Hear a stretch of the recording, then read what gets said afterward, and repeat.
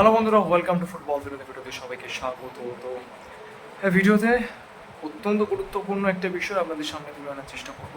যেরকমভাবে আমরা প্রতিনিয়ত ভারতীয় ফুটবলের এই অবনতি প্লেয়ারদের ওভার প্রাইসড এই নিয়ে দীর্ঘদিন ধরেই কথা বলে যাচ্ছে এই ভিডিওতেও, কিন্তু আমরা সেরকমই আরও একটা খুব গুরুত্বপূর্ণ তথ্য আপনাদের সামনে নিয়ে আসার চেষ্টা করবো। আর সকলকে বলবো যারা এখনো পর্যন্ত আমাদের চ্যানেলটাকে সাবস্ক্রাইব করেনি, যদি আমাদের কন্টেন্টসগুলো ভালো লাগে তাহলে প্লিজ এক্ষুনি চ্যানেলটাকে সাবস্ক্রাইব করে পাশে থাকবেন। তো কালকের ইন্ডিয়া হংকংয়ের মতো দেশের বিরুদ্ধে হেরেছে, এবং কালকের যখন হংকং ইন্ডিয়ার কাছে খেলতে নেমেছিল তখন হংকংয়ের র্যাঙ্কিং ছিল 154। এটা হয়তো আপনারা অনেকেই জানেন। এখন হয়তো সেই র্যাঙ্কিংয়ের কিছুটা ইম্প্রুভমেন্ট হবে। আর ভারতের র্যাঙ্কিং এই মুহূর্তে 133, যদি না মারাত্মক কিছু ড্রাস্টিক চেঞ্জ হয়। আর ইন্ডিয়ান র্যাঙ্কিং কিন্তু নেক্সটে ফিফা র্যাঙ্কিংয়ের আপডেট হবে, সেখানে কিন্তু 133 থাকবে। এবার প্রশ্নটা হচ্ছে যে এই ব্যর্থতার জন্য দায়ী কারা? কোচ, প্লেয়ার, ম্যানেজমেন্ট, ফেডারেশন সবাই তো দায়ী, কিন্তু তার সঙ্গে সঙ্গে ক্লাবগুলোও কিন্তু নিজেদের দায় থেকে সরে আসতে পারে। বেঙ্গালুরু এফসির মালিক পার্থ জিন্দাল তিনিও এই বিষয়টা মেনে নিয়েছেন যে প্লেয়ারদেরকে তারা দিনের পর দিন ধরে ওভার প্রাইস করছেন। ইস্টবেঙ্গল শীর্ষ কর্তা দেবব্রত সরকারবাবু একটু তার একটা ইন্টারভিউ দেখছিলাম, তিনিও কিন্তু ঠিক একই কথাই বলেছেন, প্লেয়ারদের কিন্তু ওভার প্রাইস করা হচ্ছে। এবং সব থেকে যেটা গুরুত্বপূর্ণ বিষয়, এফসি গোয়ার সিইও রবি পুষ্কর তিনি কিন্তু একদম খুল্লা বলে দিয়েছেন যে প্লেয়ার, কোচ, ম্যানেজমেন্ট, ফেডারেশন সবাইকেই আমরা দোষারোপ করছি, এবং তারা অবশ্যই সেই দোষারোপটা পাওয়ার যোগ্য, কিন্তু সবার আগে কিন্তু নিজেদেরকেও ব্লেম করতে হবে। অর্থাৎ ক্লাবের মালিক বলছেন সবার আগে কিন্তু তাদের নিজেদেরকেও ব্লেম করতে হবে। তার কারণ তারা দিনের পর দিন একদম অবুঝের মতো প্লেয়ারদেরকে ওভারপে করে যাচ্ছেন। এবং অবশ্যই আপনারা প্রত্যেকে জানেন এই ট্রেন্ডটা কিন্তু শুরু হয়েছিল সে লিস্টান কোলাসো ট্রান্সফার থেকে, এবং তারপরে অনিরুদ্ধ থাপা এবং হালের জিকসান সিং, আনোয়ার আলী, আপুইয়া সকলের ট্রান্সফার, সকলের এরকম কোটি কোটি টাকা, এবং কোটি টাকা দিয়ে তাদের লাভটা কী হচ্ছে? আলটিমেটলি লাভ কিন্তু শূন্য, সেটা কিন্তু আমরা প্রত্যেকেই দেখতে পাচ্ছি। তো আমরা একটু পেছনের দিকে যদি চলে যাই, খুব সম্ভবত 2021-22 মৌসুমে তৎকালীন এটিকে মোহনবাগান লিস্টন কোলাসোকে 1 কোটি টাকা ট্রান্সফার ফি দিয়ে হায়দ্রাবাদ এফসি থেকে সই করিয়েছিল তাদের দলে, এবং সেই থেকেই শুরু।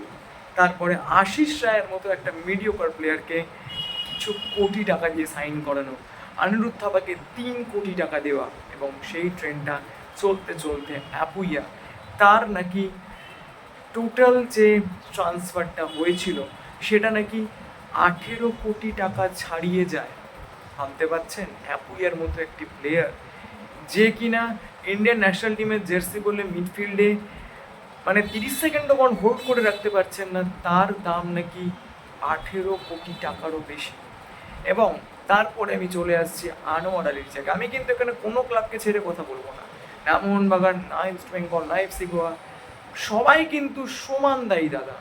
দু একটা ক্লাব যেরকম Chennaiyin FC, Jamshedpur FC, Punjab FC, মাওয়াডানে তো টাকাই নেই, তো তারা বাদ দিলে সবকটা ক্লাবই কিন্তু কম বেশি কোনো না কোনোভাবে ইনভলভ এই কনস্পিরেসি, এই ইন্ডিয়ান ফুটবলের অধঃপতনের জন্য।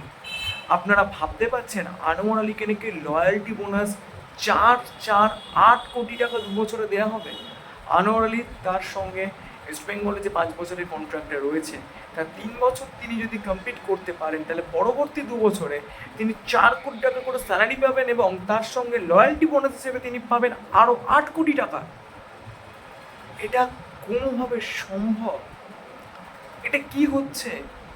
একটা ভালো আইপিএল প্লেয়ারও এত টাকা পায় কিনা সন্দেহ আছে, একটা ভালো সৌদি আরবের প্লেয়ারও এত টাকা পায় কিনা সন্দেহ আছে।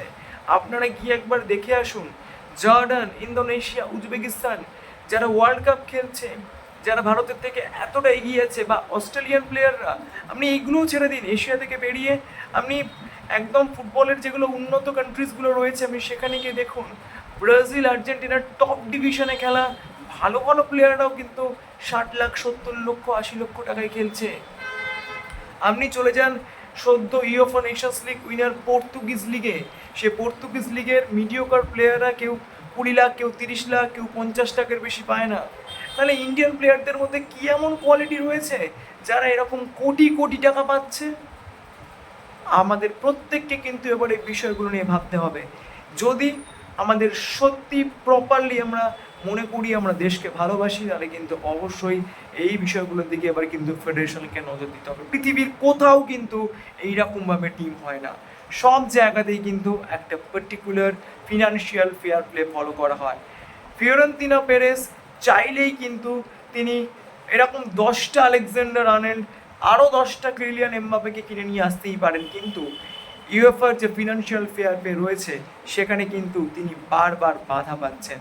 ম্যানচেস্টার সিটি, লিভারপুলের মতো টিমদের এগেনস্টে তদন্ত কমিটি গঠন করা হয়েছিল financial fair play rule break করার জন্য।